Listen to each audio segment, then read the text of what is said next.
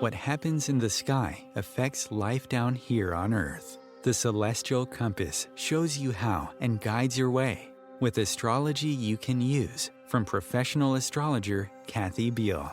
Every episode features her light-hearted, practical forecasts and navigational tips, blended with humor, optimism, and a love of patterns, symbolism, and pop culture references. Kathy translates technicalities into concepts that apply to real life.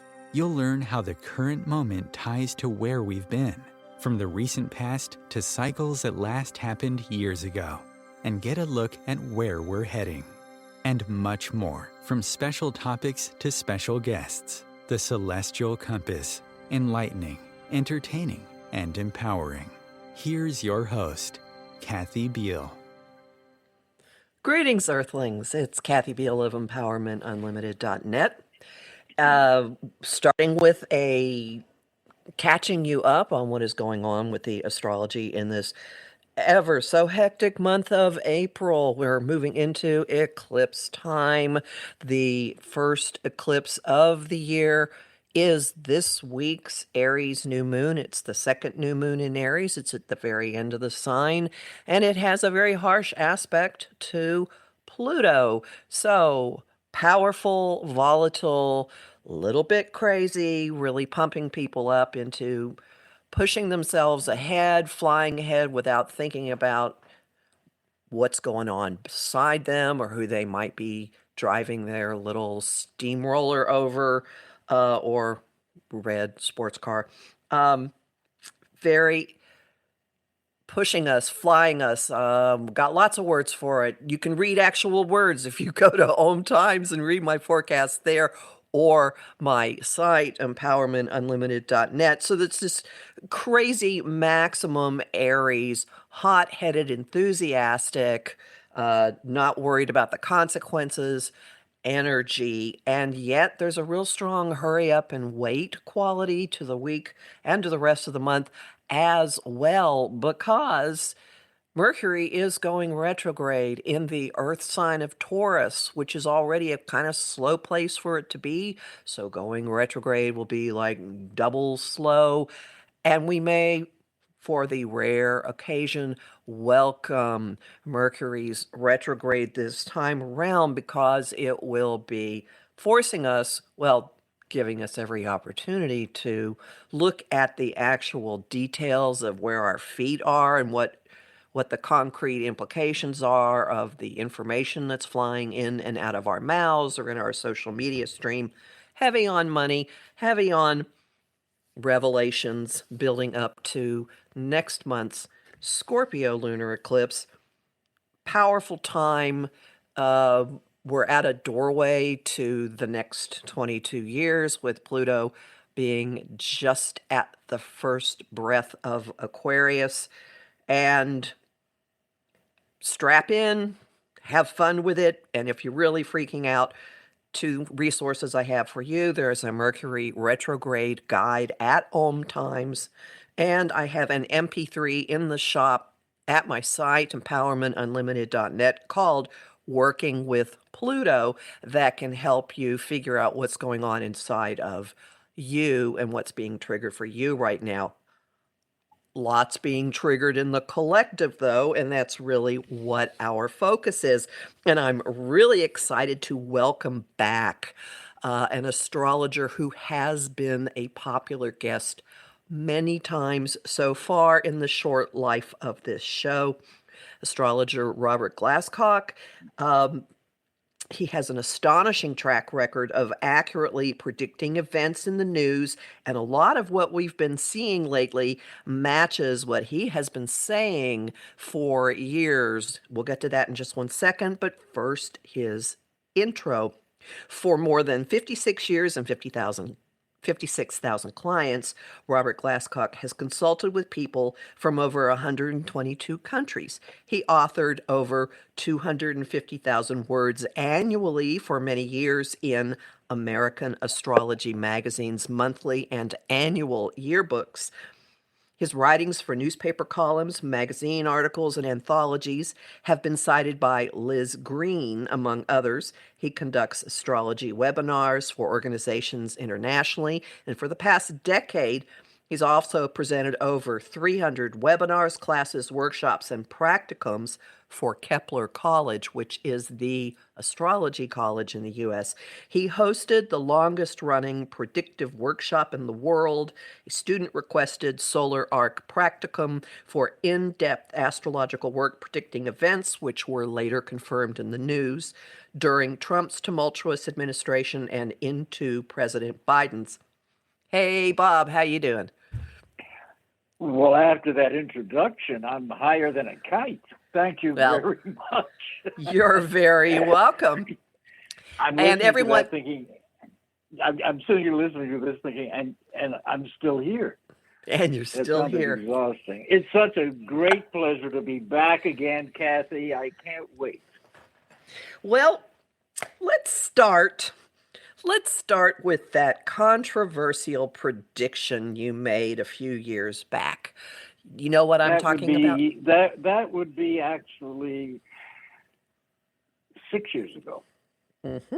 Yes, the prediction that I think, let's see how psychic I really am. Mm-hmm. I think the prediction you're talking about was in the very first Solar Arcs Practicum that I did for Kepler College. I'm not sure if you were in that first one or not, but you came along shortly after.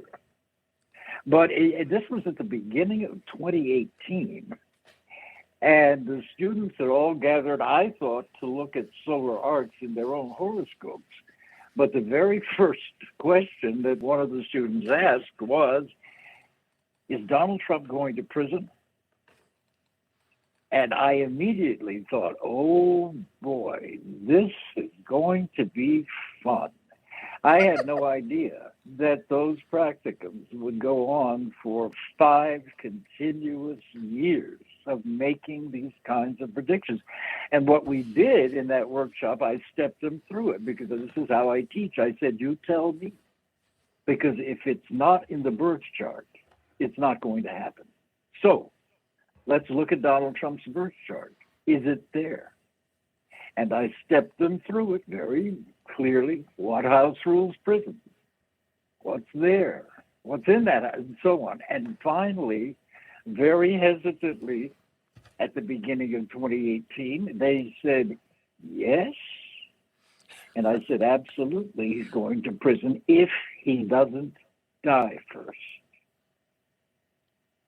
How does that set us off for today, Kathy? That's what I wanted. Let's just put this in. Let's tee off. And that's a question that, astrologers hear quite a lot. And another way to translate this is there is activity lighting up or connected to his 12th house, which is a house of prison. It's a house of institutions and confinement. It's also self-undoing. So, and let me ask you, what do we find in Donald Trump's 12th house at birth? What 2 planets? Well, Pluto is there, and Mars. Well, there are 2 times. There's another birth time for him in which it's in its first house. I'm not taking it because I rectified this chart at the webinar that I did November the 4th, 2017 from Kepler College. And I said to them, because Donald Trump's ascendant is right on the line, it could be Virgo. It could be. So when you have a chart like that, you have to rectify it. And the way you rectify it is to move the midheaven back and forth to form aspects and see about the correlations to actual events in his life. Mm-hmm. And I rectified it on the spot in that workshop. I'm not going to take the time to do it today. But he was actually born only about 4 minutes, if I recall, 4 minutes later, I think, than what's on his birth certificate. And the reason that I showed the class, this was a 3-hour webinar, if he has Leo rising, which he does, then you can test this out 2 ways. You want to go through the natal chart and predict the genders of his children in order. Mm-hmm. And we did that. And it's exactly right. A man's first child is ruled by his 5th house, where you have Sag, a male sign, Jupiter, can be actually an ambidextrous planet, depending on what it's in. But Jupiter is generally considered a male planet. So you have Sag on the fifth house for Donald Jr., ruled by Jupiter, a male planet in Libra, a male sign. So that's 3 for male. Bingo. And you can go on to Ivanka next at the seventh house. You alternate. And so we did this for all 5 children, up to including Baron. And they were all right. Then I said, let's try it one further. Using his rectified birth chart, let's go to his siblings and see if those 2 are correctly predicted in order. And they were, starting with his oldest sibling, Mary, who is an attorney. She is ruled by his third house, with Libra, the sign of lawyers, on it. Do you see where I'm going with this? Mm-hmm. So we rectified the chart in that workshop. And so this time absolutely works. So I personally am really not interested in entertaining other speculative times. I know they're out there, but this one had satisfied me all these years, and I did it in a workshop in front of a bunch of people. So it's worked there too. Next. I know that sounds arrogant. I know it sounds arrogant, and I don't mean to, but astrologers can waste a lot of time with these speculative charts. And I found a new obscure time for the signing of the Declaration of Independence. Well, in fact, using the, you got me rolling, Kathy. The United States chart is another one of these, as you know, that has different times been proposed. Well, I used the Sibley chart and have forever. And I did try the other charts, but here's what was astonishing. The midheaven of the United States birth horoscope, if you take it by solar arcs, the midheaven at birth in the United States is 1 Libra, 03. The day that Donald Trump was inaugurated president, and remember, the midheaven is the ruler, the king, the authority, the midheavens, top of the chart, the executive. The very, almost to the day that our nation's solar arc midheaven entered the sign of Gemini, he was inaugurated, the Gemini president. So even in that chart, which I've rectified 6 weeks and Sunday, I go with the sibling chart for July 4th, 1776, 5:10 p.m. Other astrologers will absolutely disagree, and more power to them, but this has always worked for me. And as you can see in those 5 years of continuous predictions, we were doing nothing but mundane astrology, which I never set out to do, but that's what the class wanted. So we wound up making predictions based on the United States solar arcs, on Donald Trump's solar arcs, on Joe Biden's solar arcs. We correctly predicted that Biden would win. I mean, we got down to really finite details, like the election in Georgia, 4 candidates running, and we predicted the 2 winners there. So we were getting that fine-grained with this stuff. And as I said to them at the beginning, what a great way to learn astrology, because you are making projections or predictions, and then you watch them materialize into the headlines, or they don't. Now, in our case, we were very lucky. That's why these things went on for 5 continuous years, because we really, I honestly cannot remember anything that we were wrong about. And I'm not saying that to brag at all on me. This is just astrology. And this group, right, we've always had very good astrologers like you in there, you know. So, and by the way, we missed you when you got too busy. Because you added, well, you really did. You know, you really I did. We had such a great group. But you know, in particular, you added so much. So believe me, you were missed. Fire moon. Yeah. Okay. Well, let's look at time present. What is getting your attention these days about what's going on in the U.S. and anything astrological? Oh, yeah. Well, one thing I will tell you, you know, we're dealing with, you mentioned Pluto, Zengress into Aquarius. Mm-hmm. And we're going through that. This is fascinating because Pluto actually enters, now when a planet, especially a major one like Pluto, makes an ingress into a new sign, there is usually a significant event that corresponds with the nature of that planet and the nature of that sign and the nature of the aspect it's making during the ingress.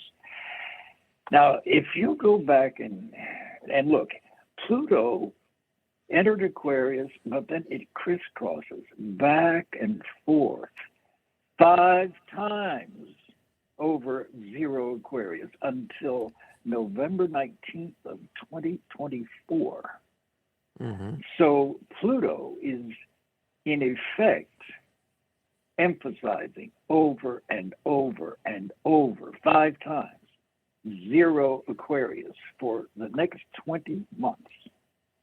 And if you go back in history, the last time it did this in Aquarius was 1777, Mm-hmm. the Revolutionary War. Mm-hmm. Every time Pluto does this, takes 20 months and crosses 5 times to enter a next sign, every single time in history, there were wars, big ones. So this is what we, it's one of the, and you know that too, you were in these practicums, one of the big things, probably the biggest, that we saw in the very first workshops were the solar arcs in the United States chart. And one of those was the approaching conjunction of solar arc Saturn with the United States natal Mars in Gemini in our 7th house, which is, among other things, an aspect of both potential civil war as well as getting drawn into an international war. Now, we talked about this beginning at the start of 2018, Kathy, and watch what's happened since. The nation is more polarized than ever and shows no sign of really ever coming together. There's one party in this country that absolutely does not want to coexist equally with anybody else. So the nation is splitting still. And now Saturn is 6 degrees closer to that conjunction with Mars, which is pretty much exact right around the 2024 elections. So we're talking, we foresaw potentials for a civil war and the nation breaking up. That potential is there. Couldn't an argument be made that we're already in a civil war, an information war, Gemini?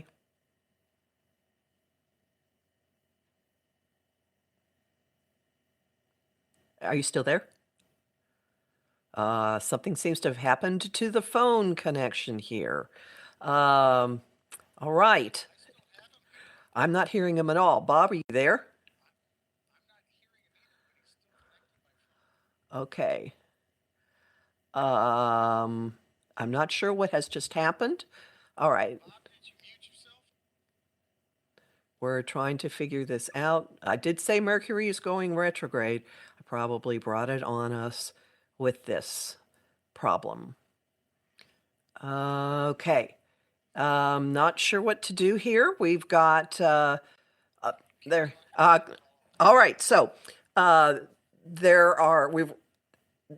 the Solar Arc Practicums and Bob Glasscock in particular have been raising the probability that in 2024, while Pluto is going back and forth for its final time across 0 Aquarius, that there's a high possibility of civil war actually breaking out. And before everyone is out there hyperventilating or slitting their wrists, I am pointing out that we already have a lot of behavior occurring that is very consistent with that. And this particular conjunction that Bob's talking about is happening in the sign of Gemini, which does rule information. And we do seem to be in the midst of an information war, and that has been going on actually for quite a while. And an argument could also be made that there are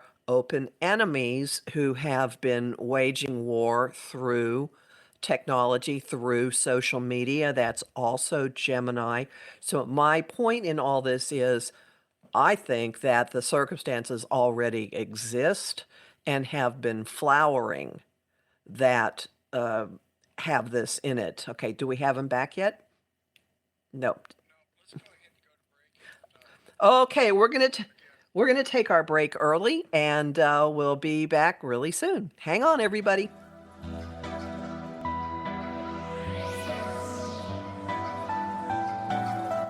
Conscious media for conscious minds. OMTimes. Host your show on IOM-FM, the radio network of OMTimes Media, one of the more recognized brand names in the conscious community, and is backed by the extensive marketing reach of OMTimes. Hosting a show on IOM-FM immediately connects you with our extensive dedicated community. Grab a cup of tea or a glass of wine and tune in for inspired conversations with publisher Linda Joy on Tuesdays at 2 p.m. Eastern. Linda creates sacred space for leading female luminaries, empowering authors, heart-centered female entrepreneurs, coaches, and healers.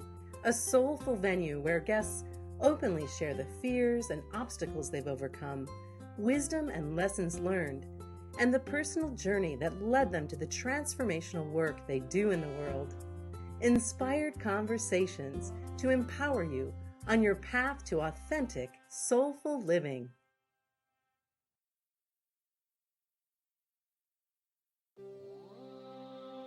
Want help with your own celestial compass? Visit my site, empowermentunlimited.net, for Astro Insight forecasts for each week, month, and new and full moon. Want to explore the personal impact? Make a decision? Understand another person? It is possible.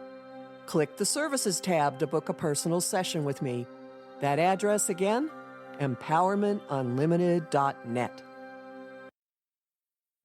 Ascending Hearts is no ordinary dating site, but a spiritual dating site with a purpose, to link you with your soulmate. We engineer the serendipity so you can trust that you will attune with someone that has the same matching vibration as you. Ascending Hearts, the conscious dating site for the spiritually aware. Try Ascending Hearts for free, ascendinghearts.com. You came across someone struggling with hunger. How would you recognize them? Would you notice an 8-year-old girl who's not excited for summer break because she may not be having lunch again until September? Or a war veteran who's having a hard time landing a job and getting back on his feet? I am the 1 in 8 Americans who struggle with hunger. I am hunger in America. Hunger can be hard to recognize. Learn why at IamHungerInAmerica.org. Brought to you by Feeding America and the Ad Council.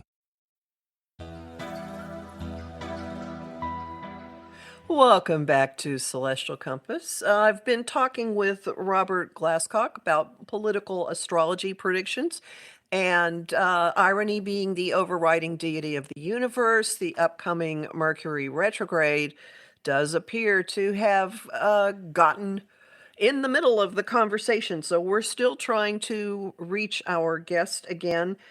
Before the break, we were talking about Bob's prediction that there is a marker for actual civil war around the 2024 election, with my Uranian self presenting the counter argument that aren't we already in it in terms of just the information battle that has been going on.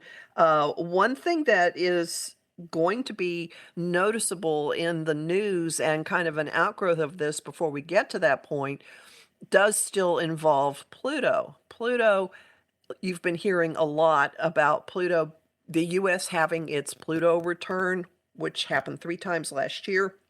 That means that Pluto, the planet of power, towards the end of Capricorn, came back 3 times last year to the position that it held when the Declaration of Independence was signed. And so it is sitting at the doorway until June 10th of this 0 degrees Aquarius, this new energy. And as it goes back later this year, we're going to have one more pass of the U.S. Pluto return. Pluto is in Capricorn in the Declaration of Independence chart, which has to do with structure, institutions, the foundations of how government has actually been put together. And since Pluto entered Capricorn in January of 2008, it has been obvious through various news events or collective events that we have been undergoing a collapse and a rebuilding or a restructuring of our attitude towards all sorts of things. And currently we're in an ongoing argument about separation of power, balance of power, about particular institutions, what's going on with Congress, the role of the executive, the relationship of states as opposed to the federal government, and in recent weeks, a tremendous amount of inquiry into the institution of the Supreme Court. And we have, it doesn't take much to look back and forth in various news articles and various current developments to see an ongoing erosion from within of the ground rules and of institutions. So, point being, this summer, late this summer, early in the fall, when Pluto gets back to the degree that it occupied in the Declaration of Independence chart, we get one more pass, one more opportunity to clean things up, dig around in the rubble, restructure, figure out what we want to do with various things. And then as Pluto goes back and forth from 0 Aquarius back into Capricorn multiple times until the end of 2024, until the next big election in the US, it's never going to go back to the degree that it occupied during the Declaration of Independence chart, at least not for a couple of 100 years. So our time dealing with that will be done, and we'll be moving toward what's happening with what Pluto at the beginning of Aquarius might mean. Now, there is something very interesting going on. Big events, okay, when Bob did mention when an ingress first happens, there are usually events that define. Let me see, I need to rejoin, or am I in now? Yay, you're back. All right, what do you want to say about Pluto finishing up his Pluto return? Well, I don't know where we stopped. I'm so sorry? I don't know where we stopped. Okay, while I was vamping, you were. And I don't really understand. I really don't understand how, because I haven't touched my phone. Magic, gremlins. Well, now I'm trying to think if I touched an AirPod. I don't remember doing that. Anyway, all right, but we only have 30 minutes, right? So yeah, thank you. right before you went off into the ethers, as far as our experience of this conversation was concerned, you were talking about a marker for civil war, and my counter response, which I elaborated on quite a bit, which I didn't hear, in your absence, was that this is happening in the sign of Gemini, which involves information, and my take is we're already in an information war. We have been for a number of years. Right. The whole and that this could be both an internal civil war and one with open enemies from outside the country doing things with social media, stoking the civil war. Okay, now where did you end up? Did you end up on that point? No, and then I went on. But if you have more to say on that, go back. I was saying I could pick up from wherever you left off, but I didn't hear anything that you said, so I don't know where you left off. And then where I left off is mentioning that the U.S. Pluto return has one more pass this year. After Pluto goes back into Capricorn, it will hit 27 Capricorn one final time. Yeah. Before and so anything at all you care? Do you have any thoughts about what Well, that no, will no, do? no, no. I'll tell you. I'll pick up with the information thing and then kind of drop and pass it back to you. All right. Okay. So, do you have more to say about all this stuff involving Gemini? Well, exactly what you said about the information wars, because that's been going on forever, and that's a tactic of fascism. And this is the war on education. It's the war on libraries.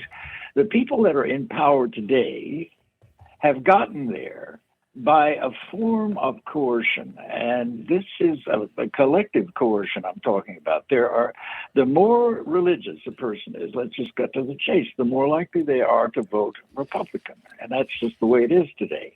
Many people have now labeled the Republican Party the white Christian nationalist party, and that's exactly what people like Marjorie Taylor Greene et al. Represent. So we're looking at something that we haven't really seen in this kind of blatant volume since really before and after the Civil War here. But the disinformation campaign, I love the lawsuit with Dominion against Fox News. It's so far a $1.6 billion suit. Rupert Murdoch is going to have to take the stand and testify. And that's a classic example of fascism dispensing false information to rile up and incite violence, which is exactly what we've seen. We saw it at the January 6th insurrection. So it's getting harder and harder for the public to recognize deep fakes when they see it. So all that you can counter that with is your own critical thinking. You have to be informed. If you're not, nobody to blame but yourself. And I know lives are very busy today, and there are a lot of responsibilities. Nobody has time to sift through information and figure it out. But you can find trusted sources of news still, and you can find those who are not trusted. So this is a part of this big split. The split now in the country, Kathy, as far as I'm aware, everything I'm reading, it's really more of an urban-rural divide than anything else. So it's a fascinating era in history. Go ahead. Sorry. Well, which in the urban-rural divide makes the prospect of an actual traditional civil war very messy, because it's not going to be unified population groups in any particular state for the most part. Maybe. Exactly.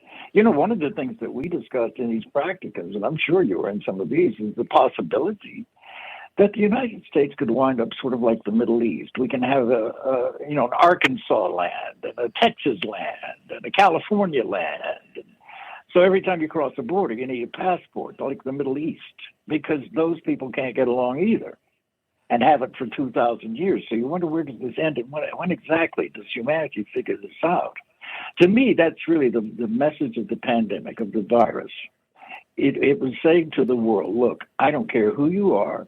I don't care how much money you make. I don't care where you live. I can kill you. And I'm contagious. And it stopped shipping. It stopped distribution. Prices escalated. Nobody could find toilet paper. That one little virus covered the world for 2 years and divided us politically further. Why? Misinformation. Back to you. Well, this is a good place to introduce another one of the great ones into the conversation. So, how do you see Saturn in Pisces fitting in to what is happening now and what is unfolding? Well, I'll be happy to give you my take, but I want to hear yours as well. You know, Saturn is the structure of everything. It's the skeleton in the body. It's Capricorn is the framework for everything. And Capricorn and Saturn both rule governments generally. Just speaking of a government, state government, local government, federal government, national government, world government. So the whole concept of at least the last 30 years, and I'm thinking of the past 2 millennia, really, is dying and being transformed as Saturn goes in through Pisces. It's just entered it, so it's only at 4 degrees still. So it has 2.5 years of basically a transitional period for the world. And this is especially true in the United States because ultimately Saturn will oppose our Neptune at birth, Neptune in Virgo. So we are in some very perilous times here. That is very likely to be the period. And this is leading up to, it's a little beyond the next elections when this exact opposition happens. But that is one, it's an aspect of scandal, but it's also and corruption, but it is an aspect of dissolving governments. And this is what has always worried me, is because if we do not see justice for the criminals who have committed the crimes that we're all now aware of, if we don't see justice for those perpetrators, and there are thousands of them, we already have over 1,000 of them in jail, but those are the small fry. If the big ones don't see justice, then I guarantee you America is sunk. Democracy is sunk. That's how serious this stuff is. I don't know how. Well, no. So water, there's an element of disillusion, as you have pointed out. But as you were saying all that, I couldn't help but think about Miami and Fort Lauderdale being underwater. Absolutely underwater. Well, the thing I look forward to is that Saturn does go into Aries of new starts. But while it is in Pisces, it is a water sign. It's also the toxic sewage. It's toxic. Pisces and Neptune are toxins anyway, so all the fertilizer chemicals. I just read a really promising development about increasing the ocean's ability to absorb even more CO2 than they do now. So the technology of the future is going to be paramount, frankly, in saving humanity, I imagine. But so with Pisces, again, you still got viruses out there, just like COVID. That may have passed, but new ones will always be on the way. And this is going to probably be a permanent situation for civilization. And we will adapt or we won't. Some people won't. Some civilizations won't. But that's this transitional period that we're in. So it's very unsettling and confusing for everybody in the world. It's a great time for crooks to make some money quickly, but they're going to get caught too. Because that old role model is dying. So all of the role models that we have depended on to guide us and support us and make us feel secure, starting with government and followed by religion and followed by education, on and on and on. All of these old paradigms for living and governing ourselves and having some rules are slowly falling apart because they're not working anymore, and they won't work in a global environment. And that's what we have to get used to. If COVID didn't teach us that, hey, a virus can get to me in St. Louis from China, if that doesn't drive home the fact that we're all interconnected, and if the 180 ships stalled in the port over in Singapore, if that doesn't drive home that a virus can affect the entire economy, I don't know what does. We all have to learn to coexist. And I'm afraid that it may take a climactic event, such as a nuclear event, to make the world take all of this really seriously. Nobody changes until they bottom out. It's true in AA. It's true collectively. And I don't know that the Ukraine war is bad enough yet to make the world say, "Hey, we've got to stop and take stock and do something here." I don't know that we've gotten to that point yet. I see something. I want to point this out. I see something very interesting in Saturn and Pluto making their ingresses so close together. And Saturn kind of, I don't know if it's anesthetizing us as we deal with the beginning of Pluto in Aquarius, but hear me out. Saturn in Pisces, the authority of the church, possibly an issue, possibly. Pluto in Aquarius, throughout history, big changes, realignments of massive political power, previously always in the church. Pluto in Aquarius coincided with Constantine consolidating the church. It coincided with the Eastern Orthodox Church splitting off from the Western, what became the Roman Catholic Church. It coincided with the Reformation and Henry VIII making the Church of England. So there have been big splits in the power of religion, and this is now, that energy is now happening with Saturn in Pisces. I think there's going to be something here about the authority of the mega church preachers who are so good about getting their constituents, interesting choice of words, to send them vast amounts of money. The you could argue hypocrisy of a lot of the evangelicals, or the wanting to put their way of viewing reality on the vast numbers of people that are not in their camp. I've heard that something like 11% of the population in the U.S. is actually evangelical Christian, and the vast majority of Congress is. So at any rate, I just think there's something here in those two planets shifting signs at the same time. Well, this is why we missed you in the practicums. But I think you're absolutely right. And for example, last year, I think it was this year, 2023, for the first time in United States polling history, the Pew polls reported that less than 50% of Americans go to church every week.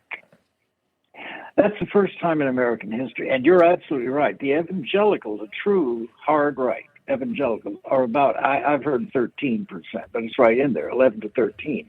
About 26% of Americans are evangelicals, but the hardcore. So what we're seeing is the demographics are young people simply aren't going, they're not buying religion anymore. They all have gay friends, for starters, and they don't like what the churches are teaching them about gay people. They don't like the racism that's inherent in religions, and this has always been true. If you go back to the Constantinople Congress, which I think you mentioned in 310, 311, basically the Catholic, which means universal, the Catholic Church, the Roman Catholic Church, was not only founded, but then enforced on everybody with weapons from the get-go, from day one. And then you had the Inquisition and the Crusades. You had these knights running off. They didn't even know what a Muslim was. Never seen one. But they've been sent off to kill Muslims in the name of Jesus. So this has been a warmongering religion since day one. I love, you go back to Martin Luther, the Protestant Reformation, and here's the church's take on critical thinking and science right here, Kathy. One of Martin Luther's proclamations, which he nailed to the door of the Catholic Church, says, and I quote, "Reason is a whore that must be plucked from the eye of every Christian." Bingo. Don't think, and don't, for God's sake, ask me questions I can't answer. Well, too many people today have Google, and they can look up, did Jesus ever exist? And they can find out for themselves. And of course they are. So now you've got these mega churches making mega billions of dollars and not being taxed. Does that need to be changed? Of course. So this is interesting. I mean, that's why this beats nighttime soap operas all to heck. Yeah. Well, and we've got into the 24/7 news cycle. I didn't used to live this way. I doubt you did, but it's nonstop. It's nonstop. It is. Mm-hmm. But you know what's happening there, Kathy, is that our whole concept of time and space, thanks to electronics and the internet, is being altered. And it has been for a long time. I got my first computer in 1981. So I was online starting with Prodigy, I think, back in 1985 or so. Even Amazon tribesmen have cell phones now. So what happens in Tel Aviv or Cairo or Moscow or Kiev or Pensacola, it's all in somebody's palm.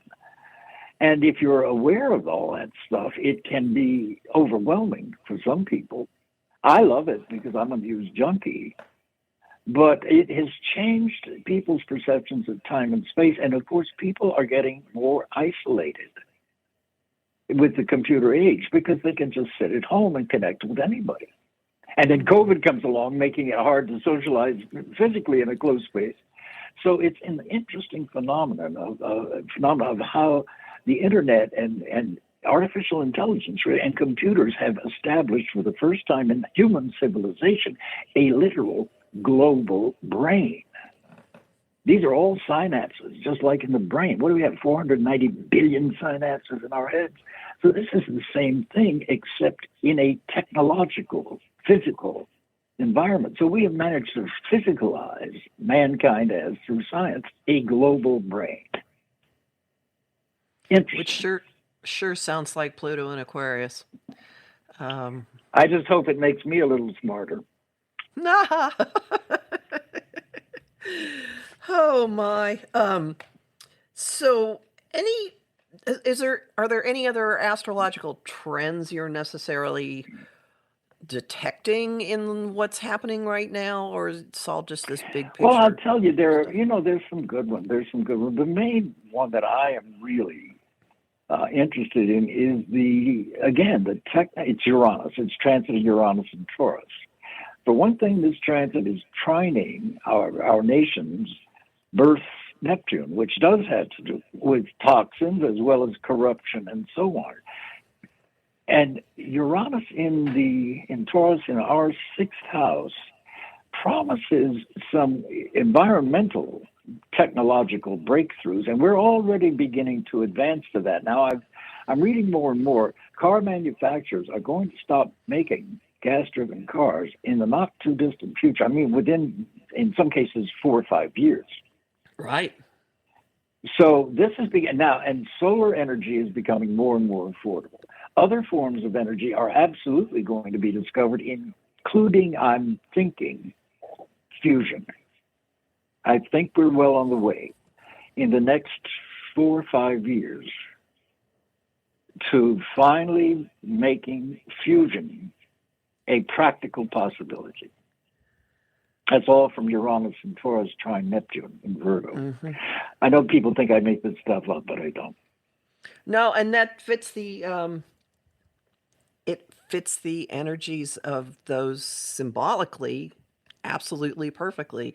Innovation, practical, using the ground, using tangible, whatever, magic with Neptune there.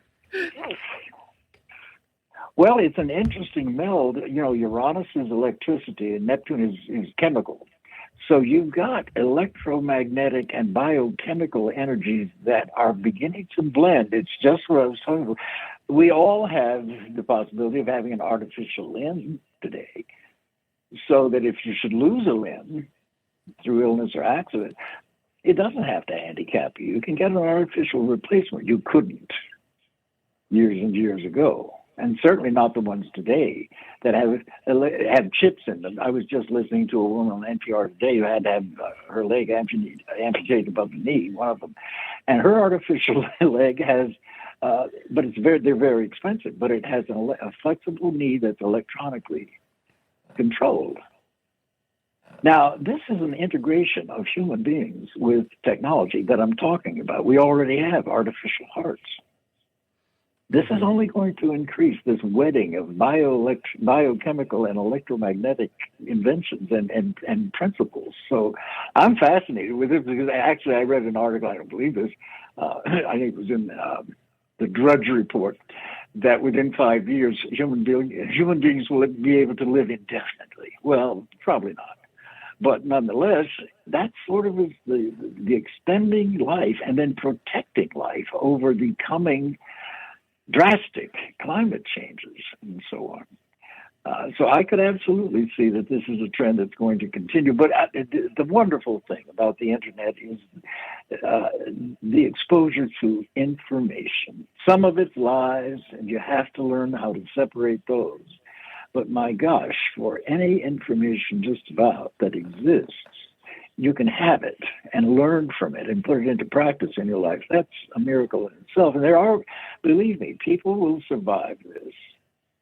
Whatever this is, I hope, as we said back in the day, Kathy, when we started this, now that we have seen this aspect, for example, the solar arc, Saturn going over Mars in the United States chart, now that we've seen that, we can look at the news events and see, are we moving closer towards something like a civil war or something like an international war? And we are already being pressured on two fronts anyway. We've got the Ukraine situation on that side of the world. Gemini is a double sign. This is why I'm saying two fronts. And the other side is over in the Pacific and Asia. So we've got two war fronts building there. Taiwan is heating up. So the idea of Gemini and multiple, but the point is, are we moving closer, or are we realizing as a planet, we've got to get along, we've got to begin cooperating. We got 2,600 nuclear warheads around the world, some of them in the hands of madmen. What are we doing about that? We've got to face the truth about ourselves and our own inability to live side by side with people who are different without hurting each other. So it's been fascinating to me. There's a difference also generationally in this. And I would say Gen Z is very, very much its own thing. And I think they're going to save us, quite honestly. Well, they're the ones that terrify, especially in conservative communities, that terrify the older generation.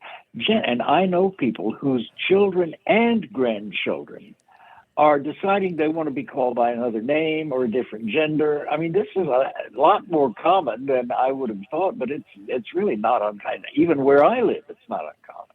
And of course, part of that's adolescence and youth and trying to challenge the elders, but part of it is a real recognition that, there are people in the world who love the same sex, and maybe I'm one.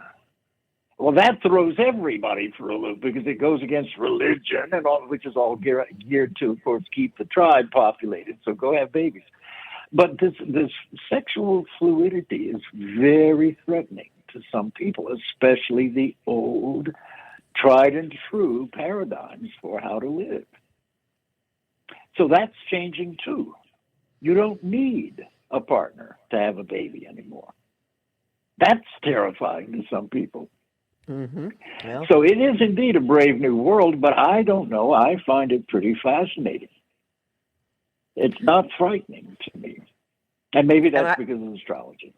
And I hope people hear that. It's not frightening, all right? Because there are going to be people who are going to run to their liquor cabinet after hearing us talking about, or just stare at the ceiling, hearing us talk about Civil War. But alternate viewpoint proponent here, we're already in it, okay?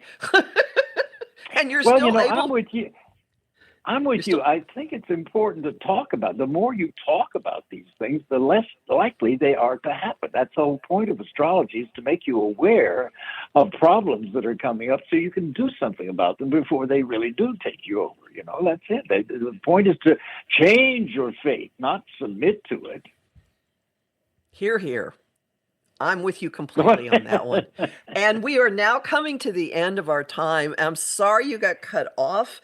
It's always so fascinating to have conversations with you, and I really appreciate it. Would you tell people where they can find you?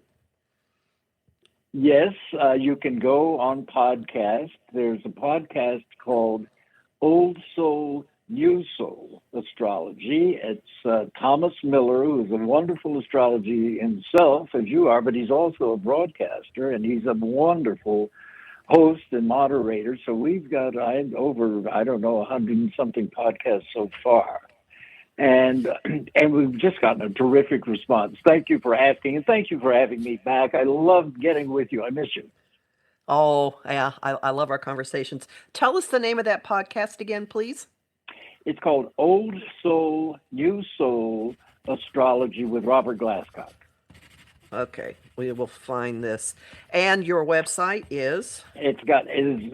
Robert, it's Foresight, number 4, SIGHT.com. And it's the address is also in the show notes, people. So please do follow him there. And again, thank you so very much. I'm ridiculously optimistic, although I think we're in for some really nasty weather for quite a while. But I have my planet of highest degree is Jupiter, and it's at 29. So I'm optimistic. So you always win. I'm not sure about that, but I Oh, always if you see think what. back, you're too humble. You always win. We'll see. Okay. Well, anyway, thank you everybody for listening. And remember that Kathy. thank you for being here, Robert. My forecasts again are at empowermentunlimited.net, and they're also at OMTimes.com. That's where your Mercury retrograde guide is too. Thanks everybody. Talk to you again soon.